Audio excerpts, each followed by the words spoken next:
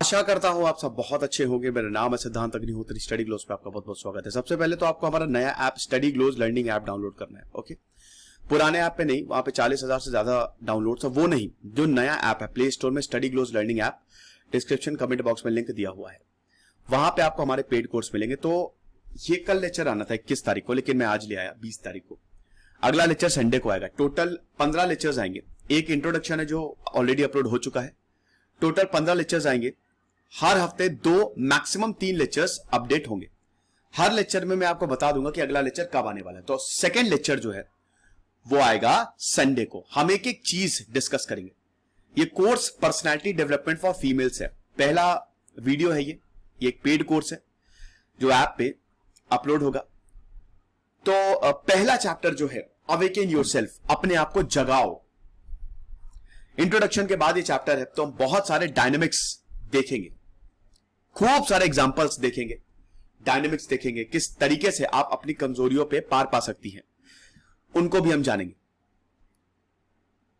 तो सबसे पहले तो मैं इसको पहले यहां कर लेता हूं, ठीक है, छुप ना जाए, तो ये जरूरी है। तो अवेयर रहिए और ऑब्जर्व करिए बहुत केयरफुली, सबसे जरूरी चीज है। अगर हम बात करते हैं लड़कियों की, देखिए लड़कों की तो ठीक है, लड़कों को तो वैसे ही बहुत ज्यादा, हाँ, हालांकि उनकी भी लाइफ, देखिए पर्सनालिटी डेवलपमेंट तो ओवरऑल एक हमने कोर्स बनाया ही है। अगर आप चाहेंगे तो मैं मेल्स पे भी बना दूंगा, चाहेंगे क्या बनाऊंगा, ये कोई जेंडर डिस्क्रिमिनेशन नहीं है।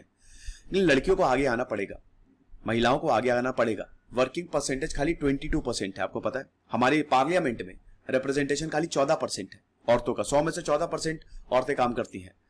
द हिंदू में भी बहुत शानदार एडिटोरियल था कि औरतें जो काम करती हैं ना, उनको टेकन फॉर ग्रांटेड नहीं लेना चाहिए।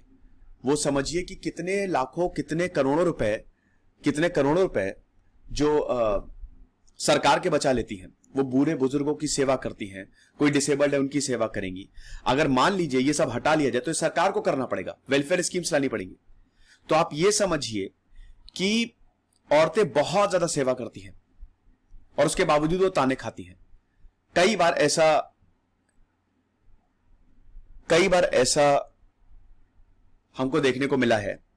इनफैक्ट मुझे बहुत मैसेज आते हैं कि लड़कियों को ऐसे धमकाया जाता है कि अगर तुम ये एग्जाम नहीं निकालोगी तो तुम्हारी शादी करवा देंगे, या मतलब शादी एक उनके लिए वो हो जाता है कि शादी करनी ही करनी है।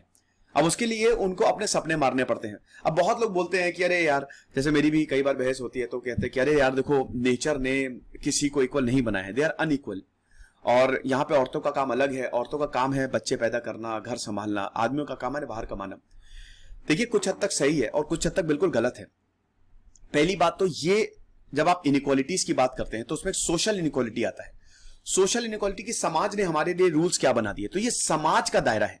आप मुझे एक बात बताइए, क्या अमेरिका में या यूरोप कंट्रीज में औरतें हाउसवाइफ तो होती नहीं है? वहां पे ज्यादातर औरतें काम करती हैं, ठीक है, ज्यादातर औरतें। अब वो देखिए कितना ज्यादा डेवलप्ड है। रिपोर्ट्स में बार बार छपता रहता है कि अगर औरतें मेन स्ट्रीम में आ जाएं तो समझिए कि जीडीपी हमारी 3 गुना ज्यादा बढ़ेगी। और औरतों का थोड़ा देखिए, वो जन्मजात एडमिनिस्ट्रेटर होती है, वो घर को संभालती है। घर को संभालना मुश्किल काम है। हमको एक दिन घर को संभालने को दे दिया जाता है ना, हमारा दिमाग खराब हो जाता है। और कुछ महानुभाव तो ऐसे होते हैं कि एकदम काम, एकदम जन्मजात भगवान विष्णु कि आराम से पलती मार के बैठे रहेंगे, मतलब सर पे हाथ रख के एकदम लेटे रहेंगे, और जो भी हो, कोई भी प्रॉब्लम हो, वो खुद सॉल्व करेंगे ही नहीं। पानी का ग्लास भी अगर रखना हो तो अरे सुनो, रखो जरा। तो एडमिनिस्ट्रेशन, वो स्किल्स जो है ना, वो ज्यादा है। अब आप ये, इससे आप पता कैसे लगाएं? आप देखिए जरा, रिजल्ट देखिए, आप बोर्ड के रिजल्ट्स देखिए, आप यूपीएससी के रिजल्ट देखिए, आप किसी भी एग्जाम के रिजल्ट देखिए, औरतों का रिप्रेजेंटेशन वहां पे ऐसे कम है। एग्जाम्स में वो कम बैठेंगी लेकिन बाजी मारती है वो हमेशा। वो फर्स्ट आएंगी, वो थर्ड आएंगी, वो फिफ्थ आएंगी।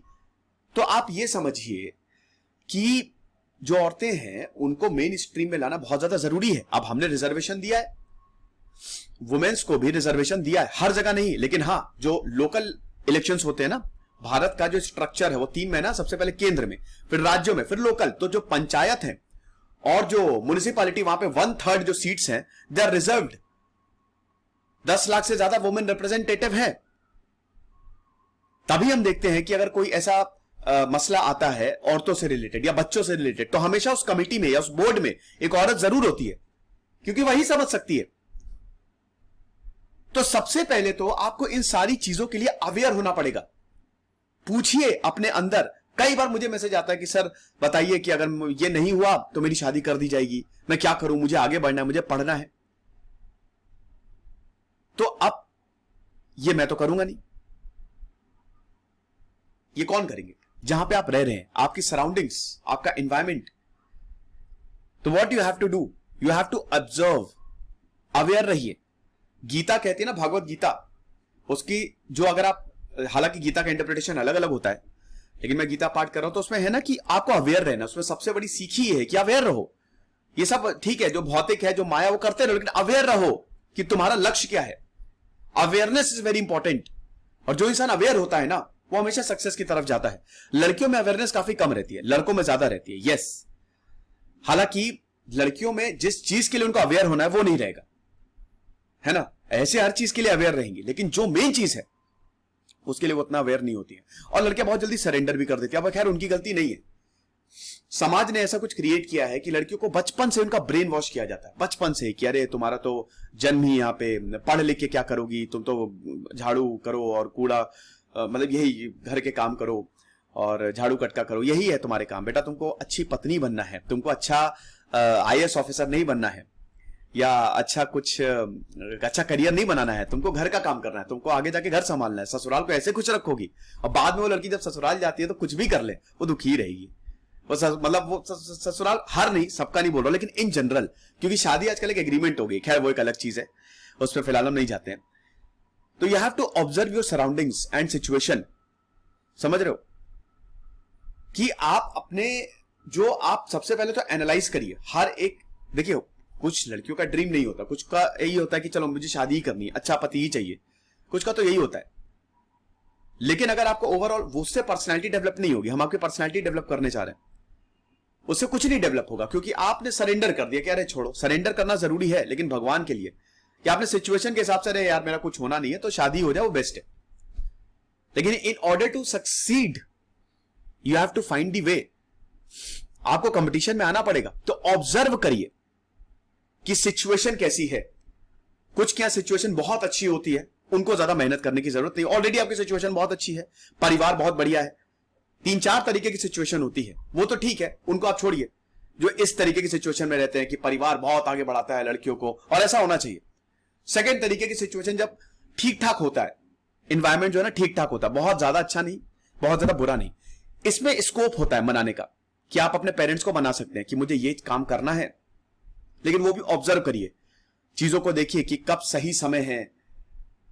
शुरुआत से ही शुरू कर दीजिए। मतलब अगर आप आज ये लेक्चर सुन रही है ना, तो वो प्लान बनाइए उसी तरीके से कि क्या सिचुएशन है मेरी कि अभी मैं ये सारी बात कर सकूं, या अभी मैं वो काम कर सकूं, क्या सिचुएशन है मेरी। तीसरा होता है जहां पे बहुत ही खराब सिचुएशन होती है। अब उसमें भी 2 डिवीजन होते हैं। एक तो ये है कि आपकी जो सिचुएशन है वो आपके पेरेंट्स या आपके घर वालों या आपके रिश्तेदार की वजह से खराब है, कि रिश्तेदारों ने बहुत ज्यादा दबा के रखा हुआ है, पेरेंट्स भी एकदम कट्टर है। उसमें तो फिर विद्रोही बनना पड़ता है, टू बी वेरी फ्रैंक। उसमें तो फिर देखिए वही है ना कि जब लड़की अपने आप पे आ जाती है तो वो बैंड बजा देती है। समझ लीजिए, वो जो रूप होता है ना दुर्गा माँ का, वो बड़ा खतरनाक होता है। फिर तो उससे कोई लड़ ही नहीं सकता, समझ, बहुत मुश्किल। तो उसमें थोड़ा आपको स्ट्रिक्ट होना पड़ेगा। स्ट्रिक्ट होने का मतलब नहीं घर छोड़ के भाग जाओ, ये सबसे खतरनाक, सबसे घटिया कदम होता है। हर सिचुएशन को कंट्रोल किया जा सकता है। जिस तरीके से आपका ब्रेन वॉश हुआ है, डेली आप अगले इंसान का ब्रेन वॉश करिए जो आपको रोक रहा है। डेली बताओ, डेली उसे डिस्कस करो, आराम से डिस्कस करो कि देखो मुझे आगे बढ़ना जरूरी है, क्योंकि रीजंस आपके पास होंगे, क्योंकि घर की स्थिति सुधरेगी, आपको नाम यश मिलेगा, मैं मेहनत करूंगी, समाज भी बोलेगा कि हाँ देखिए मुझे जुकाम है थोड़ा सा, कि हाँ देखो लड़की आगे बढ़ रही है और लड़की ने वो सारी चीजें की जो एक लड़का कर सकता था, क्या बात है। तो इससे आपका ही नाम होगा।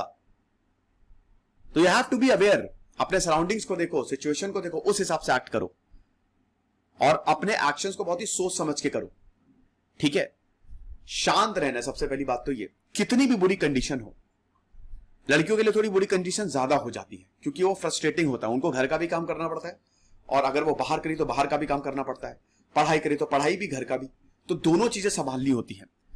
तो आप जब भी इस तरीके का कुछ स्टेप लें कि आपको लगे कि हाँ मुझे करियर में आगे बढ़ना है, या पर्सनैलिटी जो है पूरी तरीके से बदलनी है, या बदलना है, मुझे ऐसा बनना है कि हर कोई, क्या बात है, वाह, ये होना चाहिए, इस तरीके से, ऐसा थॉट है, एक इंस्पायरिंग फिगर।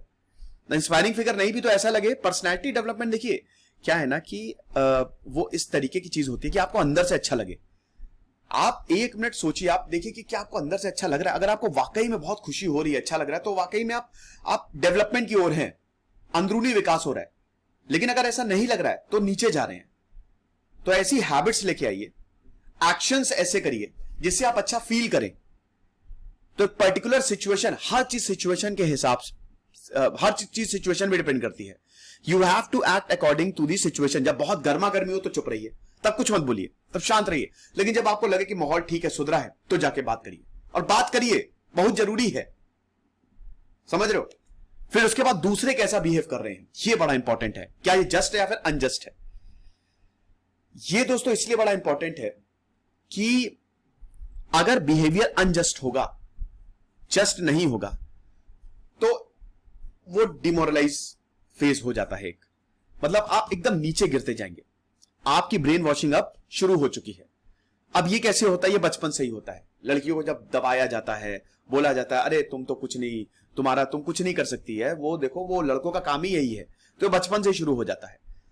हर सारी फैमिलीज में नहीं होता है, लेकिन कुछ फैमिली में नहीं हो, कुछ फैमिली में होता है। और ये आपको ऑब्जर्व करना है, सबके बिहेवियर ऑब्जर्व करिए। अब ये मैं क्यों बता रहा हूं, ये प्लानिंग होती है प्रॉपर। इसी प्लानिंग से आप समझ पाएंगे कि चीजें किधर जा रही हैं। जैसे मान लो 10 लोग हैं आपकी फैमिली में, ठीक है, या आपके सर्कल में 10 लोग हैं। आप 9 का बिहेवियर बड़ा नेगेटिव है, एक का पॉजिटिव है, तो आप एक पे जाओ, उस एक इंसान के पास जाओ, और वो एक इंसान के दूसरा पे इन्फ्लुएंस होगा, दूसरा इन्फ्लुएंस करेगा। जैसे आपकी मम्मी आपको लेके बहुत पॉजिटिव है, तो आप उनसे बोलो कि पापा को समझाएं। ये हर चीज में काम करती है। कई बार जब रिश्ते संभलते नहीं है या लव मैरिज का केस होता है, ये चीज काम करती है। इंस्टेड सब कुछ गिव अप करने से अच्छा तरीका कि सबको समझाएं। कभी कभी सिचुएशन आपको छोड़नी ही पड़ती है। अल्टीमेटली हमको भगवान पे भरोसा करना पड़ता है। तो कभी कभी सिचुएशन आपको छोड़नी ही पड़ेगी, यार मुझसे कुछ नहीं हो सकता। वो बहुत कम केसेस में, rarest of the rare case में होता है। लेकिन ज्यादातर सिचुएशन कंट्रोलेबल होती है, क्योंकि इंसान रोबोट्स नहीं है, इंसान में इमोशंस हैं, ठीक है। तो दूसरे के बिहेवियर, जिसका अत्यधिक नेगेटिव बिहेवियर हो, जैसे मेरी एक फ्रेंड है, वो अक्सर बोलती है कि यार, and she is very very very talented. तो क्या होता है ना कि कई बार कटु शब्द कंट्रोल करने के लिए बोले जाते हैं, आपको कंट्रोलिंग पावर उसके पास आ जाए। तो एक उनकी फ्रेंड है, वो लगातार उसको डिमोरलाइज करती है। अब उसका लगातार क्रिटिसाइज करे, तुम तो ऐसी दिखती हो, तुम तो वैसी दिखती हो। अब लड़कियों के लिए ना दिखना बड़ा इंपॉर्टेंट होता है, ये सच है। लड़कों के लिए नहीं होता है। नहाए धोए मर्द तैयार, कुछ नहीं करते हैं, एकदम बनियाइन पहनी, नेकर पहनी, निकल गए। लेकिन लड़कियों के लिए बस बहुत टाइम लगाती है वो सजने धजने में, है ना। तो खैर वो नेचुरल है, इट्स अ नेचर। तो नेचर ने ऐसे ही बनाया है।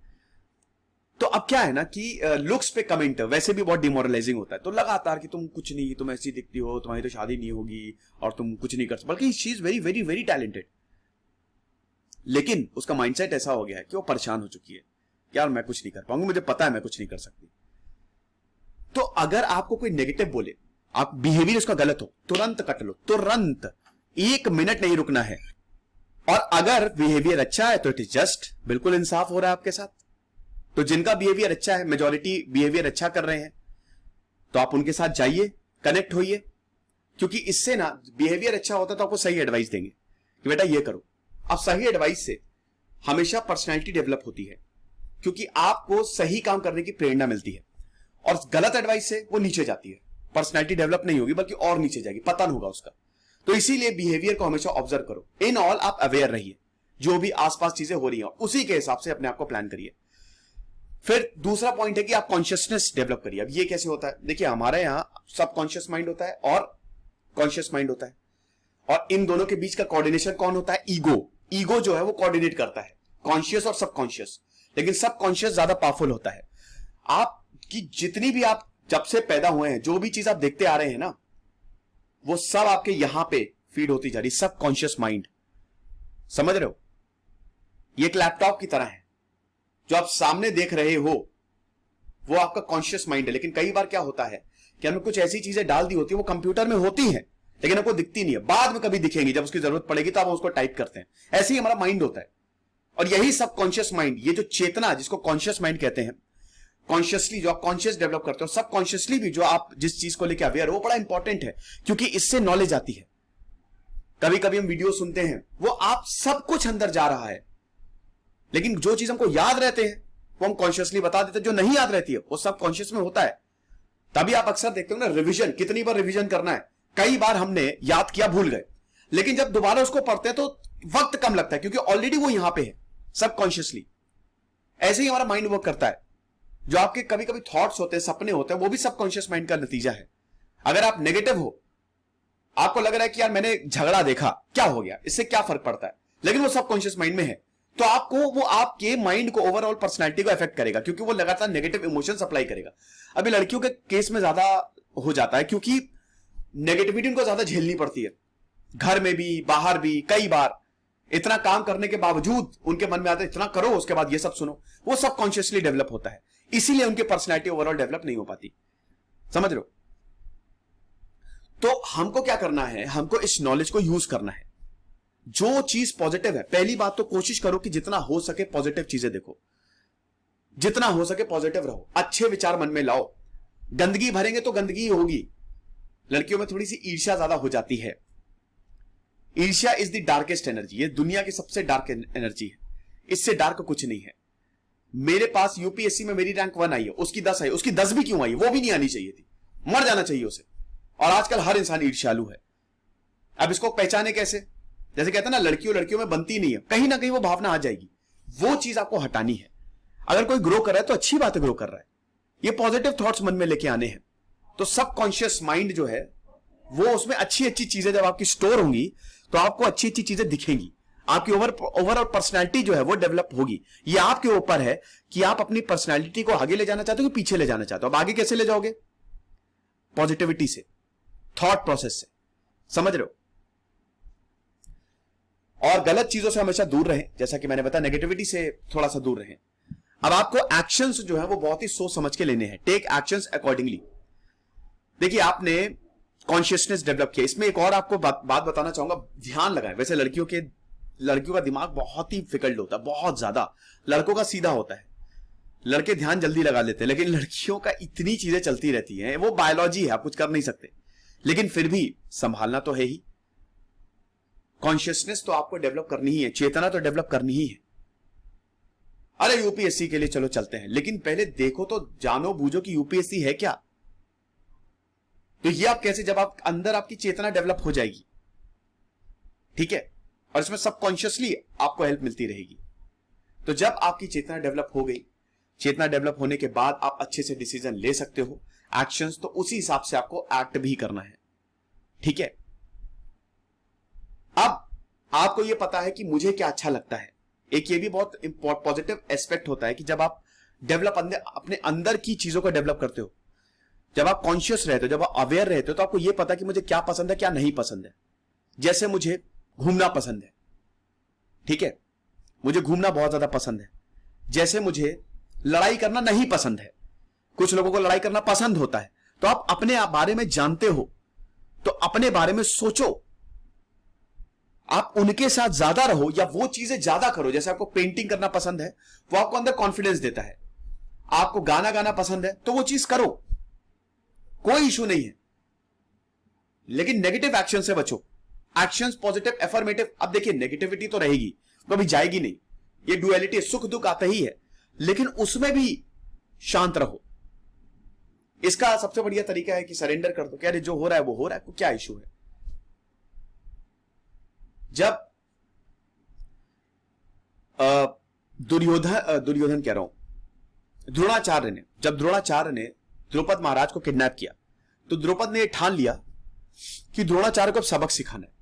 मतलब जब उनको परेशान किया, जब उनको दिक्कत की, जबरदस्ती लेके आए वो, तो बस ये था कि अब इसको सबक सिखाना है। द्रोणाचार्य को मैं मारूंगा, लेकिन मारे कैसे, उनका कोई उत्तराधिकारी, द्रोणाचार्य वाज वेरी पावरफुल, तो उन्होंने यज्ञ किया। अब यज्ञ से, द्रौपद ने यज्ञ किया, यज्ञ से प्रस्तुत हुई द्रौपदी। द्रौपदी का पहला नाम कृष्णा है, कृष्णा भी उनको बोला जाता है, बाद में उनका नाम द्रौपदी दिया। द्रुपद महाराज की बेटी द्रौपदी, अग्नि से।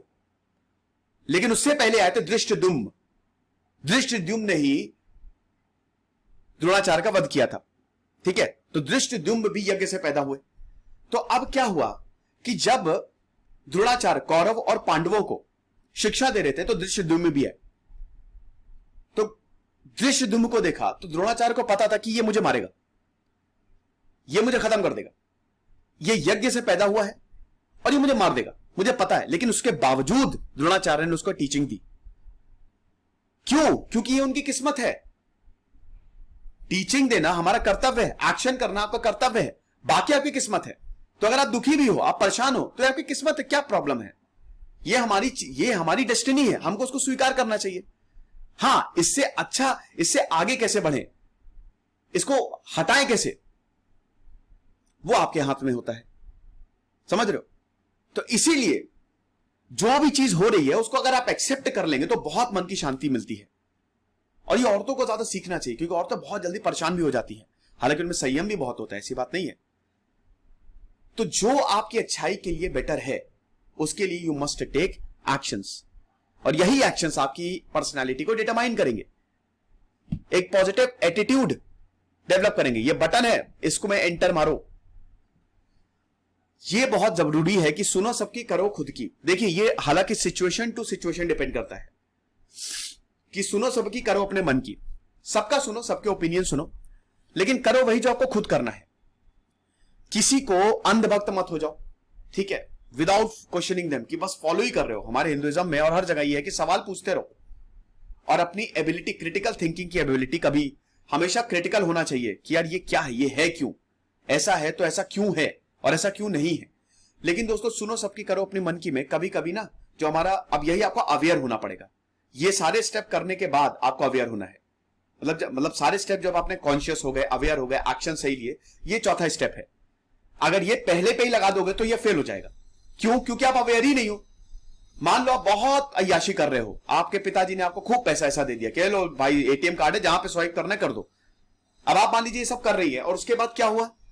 उसके बाद होगा कि वो बोलेंगे बेटा पढ़ लो, बेटी क्या कर रही हो, मैं हम लोग ने इतना पैसा खर्च करे तो पढ़ो, आगे बढ़ो। अब आप यही प्रिंसिपल लगाए, सुनो सबकी करो अपने मन की, मैं नहीं पढ़ूंगी, तो वो सही नहीं है। ये जब आप अवेयर हो जाए, जब आप कॉन्शियसनेस डेवलप करें, then you have to apply this principle, कि जब चीजें ठीक होने लगे तो बहुत लोग आपको नीचे गिराने की कोशिश करेंगे। फ्रेडरिक नीश ने बोला था ना कि दो तरीके के लोग होते हैं, एक तो नॉर्मल और एक बहुत ऊपर वाले थोड़े ज्यादा होते हैं, जिनकी थिंकिंग बहुत ऊपर होती है। वो समाज उनको नीचे गिराने की कोशिश करेगा, लेकिन जो नहीं गिरते नीचे वो आगे बढ़ जाएंगे, वो महान हो जाएंगे। तो ये बेड़ियां तोड़ दो।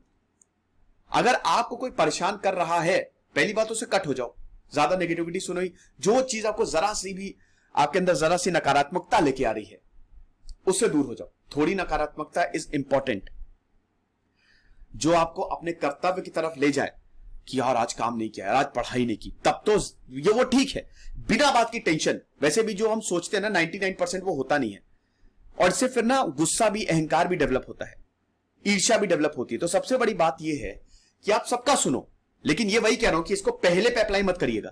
पहले आप ये चीजें करो, अवेयर हो, थोड़ा देखो माहौल कैसा है, देन उसके बाद अगर आपको पढ़ाई करनी है तो 50 लोग बोले तुम नहीं कर पाओगी ये वो, लेकिन आप अपने हिसाब से ही काम करिए। और लड़कियां तो वैसे भी बहुत मेहनती होती है, बहुत मेहनत करती हैं, इतना मेहनत करती है कि क्या बताएं। और वही है कि किसी के अंधभक्त ना हो। कभी कोई कुछ भी बोले, मैं भी कुछ बोल रहा हूं तो उसकी में भी बाकायदा रिसर्च करिए कि अच्छा ये वाकई होता है, ओके, लगातार सोचिए, always think critically. Critical thinking से आप आगे बढ़ेंगे। सवाल भी यूपीएससी में पूछा जाता है ना।